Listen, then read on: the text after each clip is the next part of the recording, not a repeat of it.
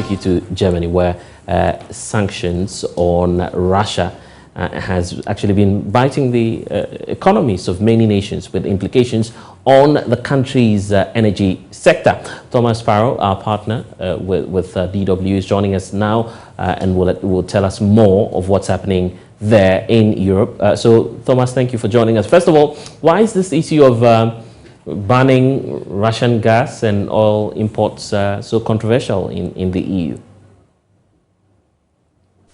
Essentially because there are European countries, in particular Germany, but not only Germany, that are reliant or dependent on Russian energy. It's not only Russian gas, but also Russian coal or Russian oil. And that means that if the EU decides to ban Russian energy imports, that would not only affect Russia, but it would also affect European Union countries very heavily. In fact, the German climate minister Robert Habeck stressed in an interview a few days ago that if that decision were taken without necessary precautions, it could indeed cause, for example, here in Germany, mass unemployment, it could cause poverty, and it could also cause shortages. So that's why essentially European Union countries are now discussing whether to ban Russian energy imports and what the concrete impact of that would be in the different European Union countries. So far,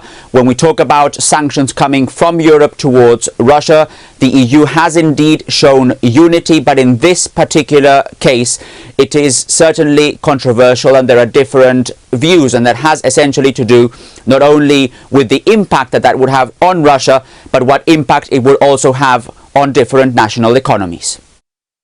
How is Germany, in particular, planning to cut the dependence on Russian energy?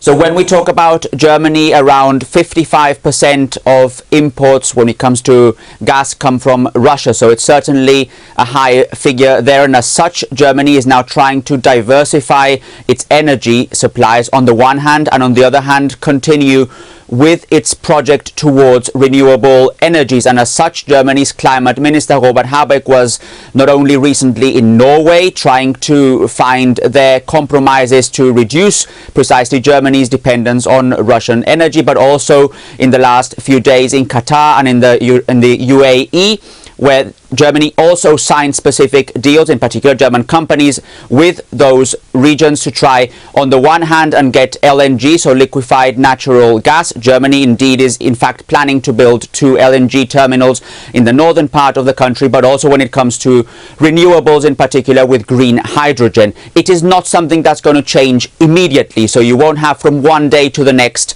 a change here in Germany. It is rather a process, but it is a process that Germany, and in particular the German government, is certainly starting that process to reduce its dependence on Russian energy. What do citizens say? How concerned are they about higher prices and possible cuts? So there is certainly concern about those two issues, about higher prices, about energy cuts, but it's also clear that Germans are prepared to suffer economically if that means that peace can be achieved in Ukraine, if that means that Russians' invasion of Ukraine can actually stop. And this is something that has been revealed in various polls. A majority of Germans are in favor of the measures that have been taken, even if that means that at home there will be problems. And that is in line actually with what the German government has been saying. We've heard from different German officials, in particular German Foreign Minister Annalena Baerbock, say that Germany is indeed prepared to suffer economically. The big question here is to what extent Germany is prepared to suffer economically, and what will that mean also when it comes to public support if the war continues and if Germans indeed begin to suffer not only on the short term but also on the medium and long term.